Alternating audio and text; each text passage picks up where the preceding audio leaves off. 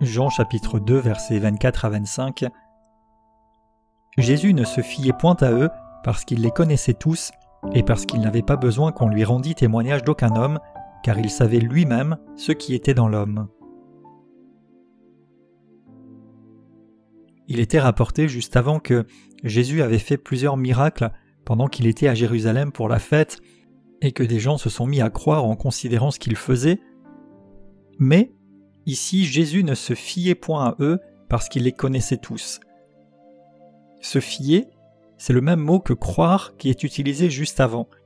Donc les gens ont cru en regardant les miracles, mais Jésus voyait leur cœur et leur motivation réelle. C'est un témoignage à la divinité, à l'omniscience de Jésus. Jésus ne fonctionnait pas sur la base d'informations extérieures, mais par connaissance, par révélation surnaturelle intérieure. Il savait lui-même ce qui était dans l'homme. Il ne regardait pas seulement les apparences, mais au cœur.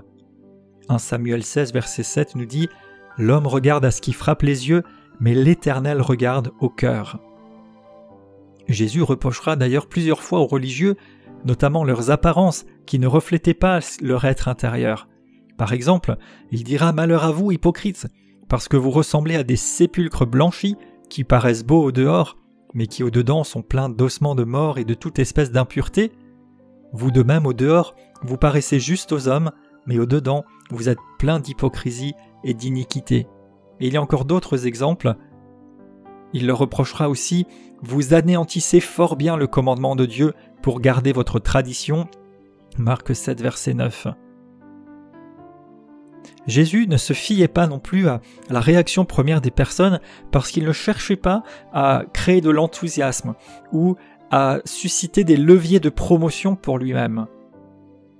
Aussi, il fallait que l'œuvre de rédemption soit pleinement accomplie, qu'il passe par la mort et la résurrection pour que la nouvelle naissance et la régénération véritable deviennent possibles et que l'Esprit Saint soit répandu pour que les personnes puissent vivre une réelle transformation et alors développer une foi profonde et puissante en lui.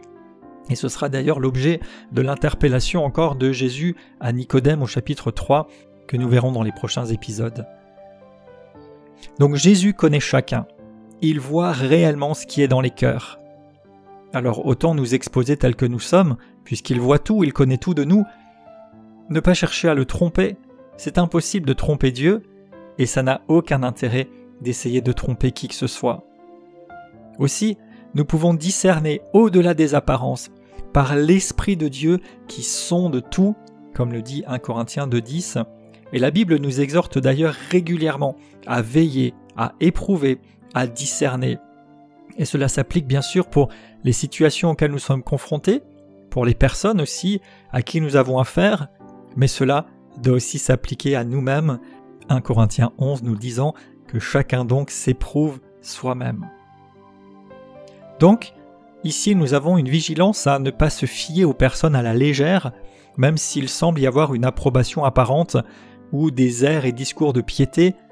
2 Timothée 3 verset 5 nous met en garde contre des gens ayant l'apparence de la piété mais reniant ce qui en fait la force, et nous dit carrément de nous en éloigner.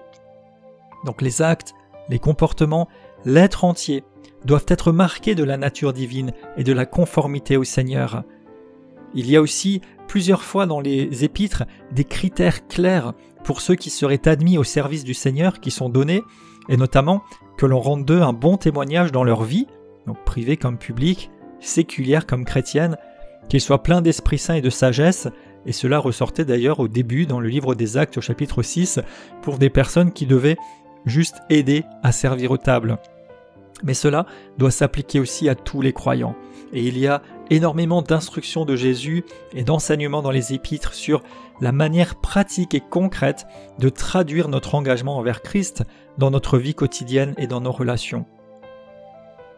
Une vigilance aussi à ne pas nous fier qu'aux choses visibles pour approuver ou donner notre confiance à quelqu'un ou à quelque chose, mais de nous attacher aux critères bibliques, de voir si le caractère de Christ est manifesté, et aussi, comme Jésus lui-même nous l'a enseigné, considérer les fruits. Jésus a dit « Vous les reconnaîtrez à leurs fruits » et on reconnaîtra les disciples à l'amour qu'ils portent les uns pour les autres. Donc, il ne s'agit pas non plus de nous positionner Comme des juges, nous n'avons pas la sagesse et l'autorité complète divine pour cela, mais nous devons être vigilants et être sages sans pour autant devenir suspicieux partout. Nous ne devons pas nous fier dans la chair et donc pas dans les gens qui sont charnels et non régénérés, c'est clairement inscrit dans les Écritures, mais au sein de la communion des saints nés de nouveau, il est dit aussi dans 1 Corinthiens 13 que l'amour ne soupçonne pas le mal. Donc nous devons être bienveillants, aimants, patients, mais aussi être attentifs à qui nous donnons accès et avec qui nous développons une intimité ou pas sur des critères bibliques, des critères intérieurs et pas seulement sur les apparences qui peuvent être données. On remarque aussi que Jésus ne s'est pas laissé éblouir ou emballer par un succès apparent dans ses premiers jours à Jérusalem où les personnes s'intéressent aux miracles qu'il fait.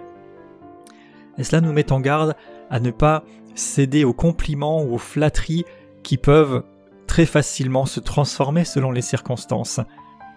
Ne pas chercher non plus par nous-mêmes ou par quelques moyens une espèce de promotion chrétienne ou spirituelle. C'est Dieu lui-même qui coordonne les membres de son corps, qui crée les occasions, qui appelle, qui positionne, et certainement pas une forme d'opportunisme ou de recherche d'une promotion humaine. Donc, la direction à rechercher n'est pas celle de nos sens naturels ou seulement les informations que nous pourrions recevoir ou avoir extérieurement, mais une sensibilité accrue à l'Esprit de Dieu avec toujours le fondement de la parole. Hébreux 4, versets 12 à 14 nous dit « Car la parole de Dieu est vivante et efficace, plus tranchante qu'une épée quelconque à 2 tranchants, pénétrante jusqu'à partager âme et esprit, jointure et moelle, elle juge les sentiments et les pensées du cœur. Nulle créature n'est cachée devant lui, mais tout est à nu et à découvert aux yeux de celui à qui nous devrons rendre compte. Ainsi, puisque nous avons un grand souverain sacrificateur qui a traversé les cieux, Jésus, Fils de Dieu, demeurons fermes dans la foi que nous professons. » Enfin, il est dit que Jésus ne se fiait pas à eux, nous en avons traité dans l'épisode précédent, mais il voudrait pouvoir se fier à nous, alors que nous sommes des personnes vraies, sincères et pleinement consacrées. Je crois que Jésus connaît toutes choses, il voit tout. Je m'expose simplement et entièrement à lui, et je me laisse éclairer par le Saint-Esprit sur mon véritable état, et je me confie dans sa grâce pour progresser à sa ressemblance. Je veille, je discerne selon la parole de Dieu et dirigé par le Saint-Esprit. Je veille sur moi-même avant tout, sur mes motivations, pour marcher en conformité avec Christ, et je me confie dans la souveraineté de Dieu. J'ai accès à des informations surnaturelles et je les reçois dans mon esprit au temps utile lorsque l'esprit veut les communiquer. Je demeure ferme dans la foi que je professe. Je suis une personne fiable aux yeux de Dieu et aux yeux des hommes.